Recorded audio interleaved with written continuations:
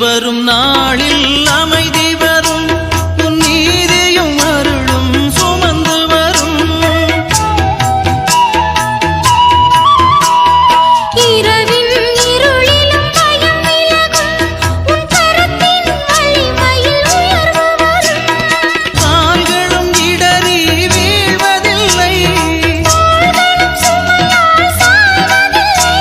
என் ஆற்றலும் வலிமையும் நீயாக என் ஆற்றலும் வலிமையும் நீயாக நீ ஒளியாகும் என் பாதைக்கு விளக்காகும் நீ வழியாகும் என் வாழ்வுக்கு துணையாகும்